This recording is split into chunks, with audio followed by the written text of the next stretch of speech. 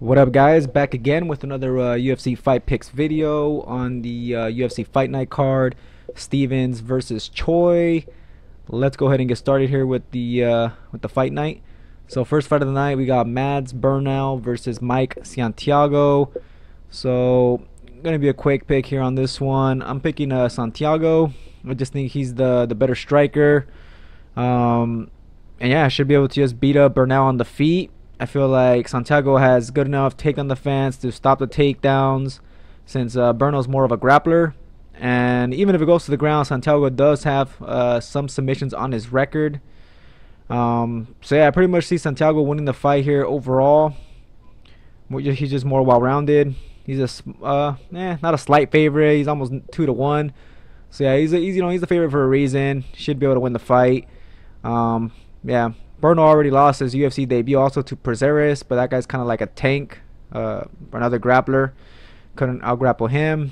But yeah, now he's fighting Santiago someone a little more well-rounded, better striking. And yeah, I think he gets it done. So I'll take Santiago to win. And he's a finisher, so you never know. We could get a finisher, but I'm just going to go ahead and say Santiago by decision. Alright, next fight. We got Danielle Taylor versus J.J. Aldridge. So I expect this to be a very low output type of fight, low volume. Taylor's fights are always boring. If you guys haven't seen this girl fight here on the left, let's just go ahead and just check out the stats here. So yeah, her last fight was against Jessica Penne. She won the fight. Actually, she landed a lot more output in that fight, a little bit over 70 significant strikes, but she does pretty much the same thing in all her fights. And I'm talking about Danielle Taylor here on this. Pretty much she is always, backing up, just backing up when you're striking at her, and then she'll close the distance, throw one or two shots and miss, and then just kind of rinse and repeat. She's always like on the back foot. She's never the aggressor, so she makes fights pretty boring, even though she is on a 2-fight winning streak, I guess. But yeah, she doesn't win pretty. JJ Aldrich, though, she's the better striker here in this matchup. Coming off a win, landed very high output, almost 100 significant strikes there against Chan Mi Jian. That was a good stand-up fight. She was in control of that fight. She won the fight. Now she's fighting Danielle Taylor, someone who kind of avoids, kind of just the fight overall. She's always avoiding the stand-up. That's why you guys can see her her significant strike defense is very good. As you guys can see right there, 78%. It's so high because she's always backing up pretty much. Yeah, and she has like no reach either, so I mean she never really lands a lot of shots either. So yeah, I just expect this to be a very low volume type of fight. But I still see JJ Aldrich winning the fight, but I'm not gonna be too surprised if somehow Taylor somehow wins this fight. As you guys can see, this fight is actually even money, -110. There's no favorite here, and that's because, like I said, Taylor makes it a boring fight. So you never know if Aldrich's gonna be winning, because some judges might think Taylor's winning because I don't know, stuff that she does. But yeah, I still see JJ winning the fight, so I'm gonna go ahead and take Aldrich to win. It should be kind of a boring fight, but whatever. Aldrich by decision. Alright, next fight, Kyung Ho Kang versus Guido Canetti. So I don't know too much about these guys, but I do know Kyung Ho Kang is the better fighter. He's more well-rounded. Both these guys are coming off long layoffs though, so I mean we could see totally different fighters here. But Kyung Ho Kang is a big favorite, -330 there now, as you guys could see. And I actually do expect him to get a finish here, to get it done. This guy hasn't fought since 2014, so wow, that's been a long time. And Canetti hasn't fought since 2015. I think this guy was caught with PEDs or something like that. But either way, this guy wasn't really impressive anyway. I heard he has power, that Canetti, he throws heavy hands. You guys can see he has a finisher, but I don't think that's going to be enough to beat this guy. I think what's his name, Kyung Ho Kang is probably just the more rounded fighter overall, and he'll probably just get it done here. So I'm going to go ahead and take Kang. I'm gonna go ahead and say he also gets a finish. He's more of a submission type of fighter, so I'll say second round submission for Kang. Alright, next fight looks like to be the featured fight on the Fight Pass prelims, we got Kalindra Fahea versus Jessica I. So very easy fight to pick for me. I'm picking Jessica I. She has to win this fight. She has to win. If she doesn't win, they're going to cut her from the UFC. I think she's on a 4-fight losing streak now, and her opponent relatively unknown. I know she's kind of a striker, so it's going to be a stand-up fight. And I like Jessica I striking, really good boxing, and I think she'll get this win here in this matchup. Also, she was a really good flyweight outside of the UFC. Obviously, she was fighting at 135, so now at 125, I expect her to be a lot quicker with her punches and overall just look a lot better. So I'm taking Jessica I by decision. All right, now we're on to the prelims. We got Talita Bernardo versus Irene Aldana. So pretty much grappler versus striker matchup. Irene, obviously being a really good boxer, very good Mexican style boxing, and Talita, she's one of those Brazilian grapplers, good jiu-jitsu, but also has some good takedowns. So yeah, striker versus grappler. Aldana is the favorite here, -164. I think she was the bigger favorite before. The lines are starting to move a little bit toward Talita's favor. Maybe they're thinking Aldana, taking the fence kind of sucks. But I'm going to take Aldana on this one. Yeah, I just feel like her striking will win her the fight. But I do think Talita does have a chance of winning this fight if she's able to get a couple takedowns, get some control for 2 rounds, and then a 3rd round she'll probably lose or something like that. So I think Talita does have a chance to win here. But I'm going to just stick with the Mexican fighter here, Irene Aldana. So I'll take Aldana to win. I'll say by decision. All right, next fight, Matt Frevola versus Marco Polo Reyes. So I'm going to go ahead and pick Frevola on this matchup. He's undefeated, very tough, durable fighter, good cardio, good wrestling, good grappling, good power in his punches. Not the best striker, but he does have power. And his opponent, Polo Reyes, his chin is very suspect. He just got knocked out in his last fight. And this guy, whenever he fights, it always seems like he's in a war. He had that really fun fight with Don Hyun Kim or something like that. But yeah, anyways, yeah, suspect chin. So, I think his durability is going to be a problem. Also, his taking the fence is pretty damn bad. And I think Frevola is going to expose that on the ground pretty much. Or expose Polo Reyes here on the ground. So yeah, I think Frevola is going to be going for those takedowns. And if he can't get them, I think he'll eventually land a shot that will at least knock down Marco Polo Reyes. Or he could control him on the ground and then work for some sort of submission. So yeah, I just see Frevola winning this fight everywhere. I mean, Reyes, like I said, he does have some good striking. He has really good boxing, good power.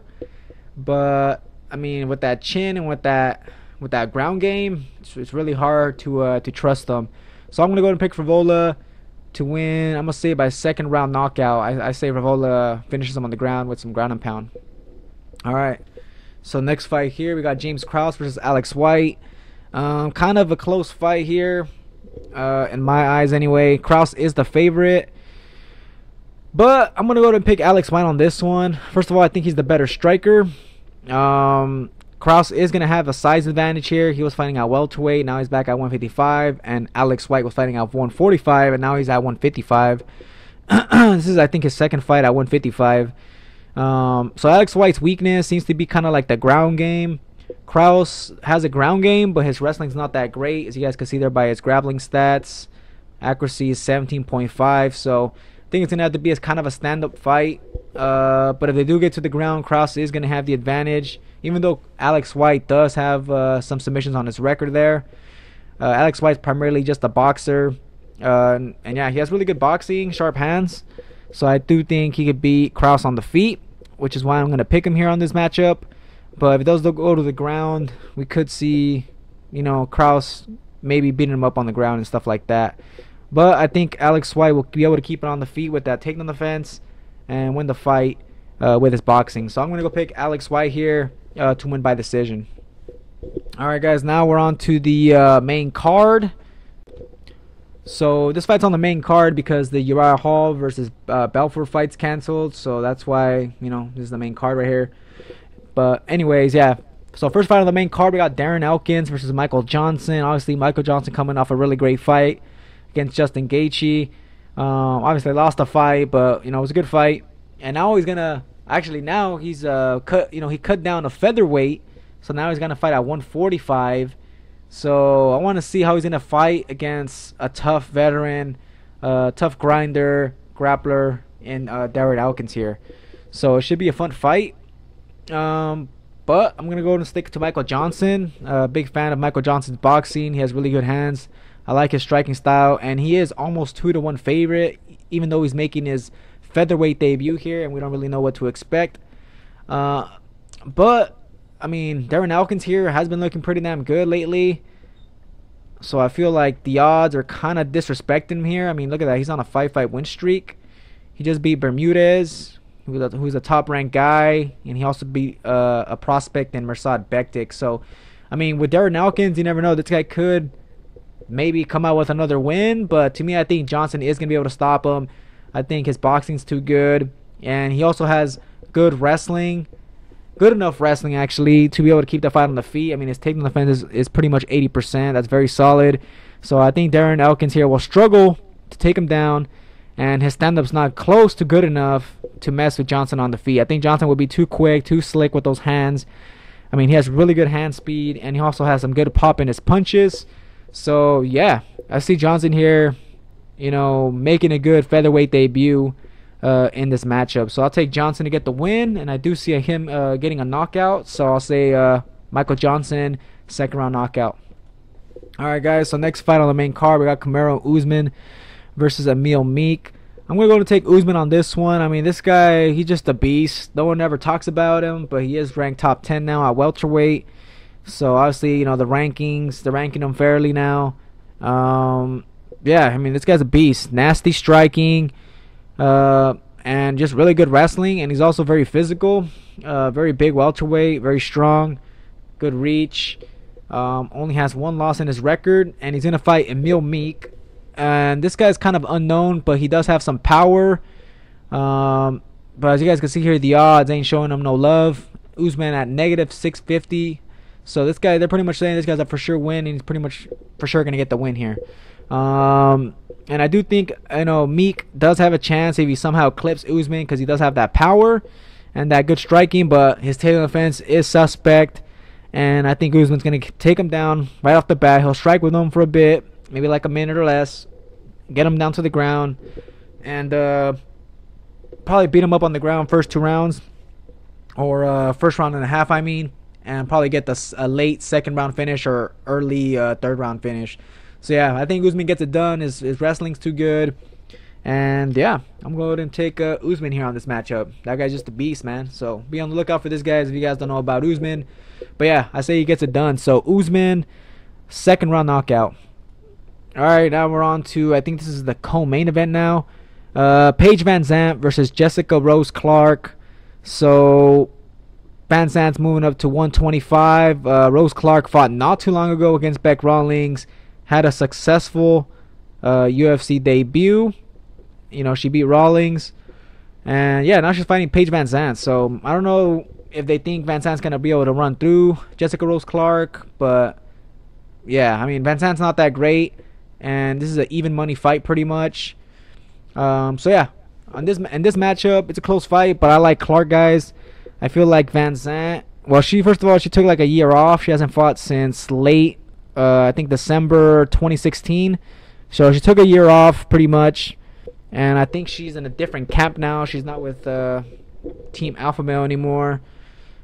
And yeah, I just don't know how she's going to be able to win this fight. I think Jessica Rose Clark here has good volume with her striking. You guys can see there by her significant strikes per minute. She has good volume, decent wrestling. She's kind of like another Vanzant, but I think she's better. And I think also she's going to have the strength advantage here in this matchup. I think, Vanzant, she was a strawweight, and now she's up at flyweight. I don't really think that's going to help her out too much.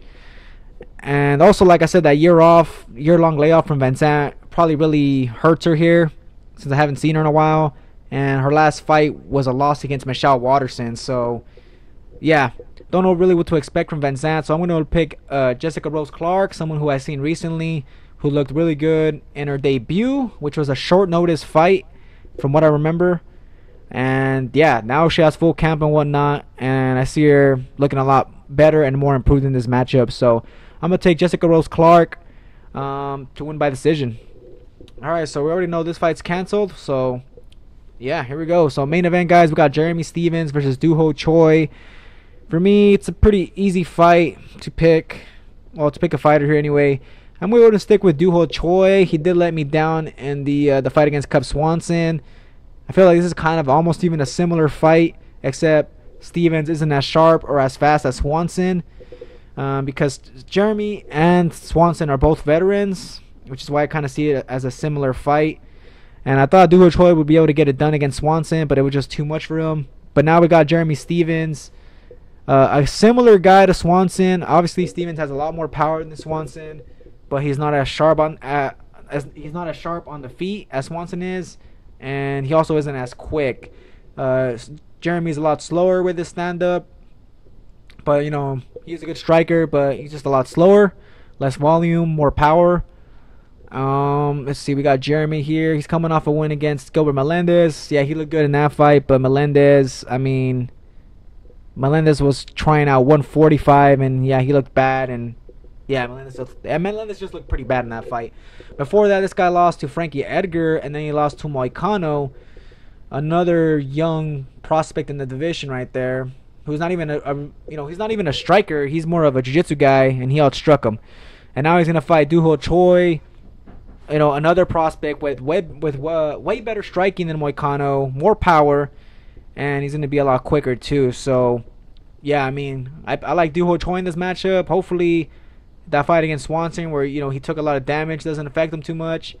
It has been, man, it's been a year already. Let me see that shit again. Yeah. So yeah, this guy hasn't fought in a year, so it has been a while since we've seen dooho Choi. But I know he's gonna come in hungry. I know he's gonna come for that knockout. And yeah, man, hopefully he comes out new and improved. He took a long break, so obviously that gave him, some recovery for, damage he took in that Swanson fight. So yeah, overall, I just see dooho Choi winning the fight. He's going to be too accurate. He's going to be too quick. Has a really clean 1-2. And I see it landing here against Jeremy Stephens. So I'm going to pick dooho Choi. And I actually do think he's going to get a finish. Jeremy Stephens is tough, but I think you could knock him out. And I think dooho Choi is going to be able to get it done here. So dooho Choi, second round knockout. Alright guys, so that does it for me on these UFC Fight Night picks. Let me give you guys my most confident pick. So most confident pick would have to be Usman, followed by, where's that guy? Followed by Kang, and then followed by,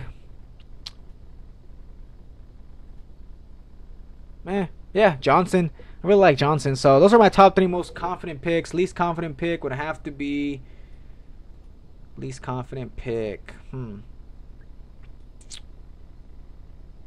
see, maybe Alex White, maybe, I don't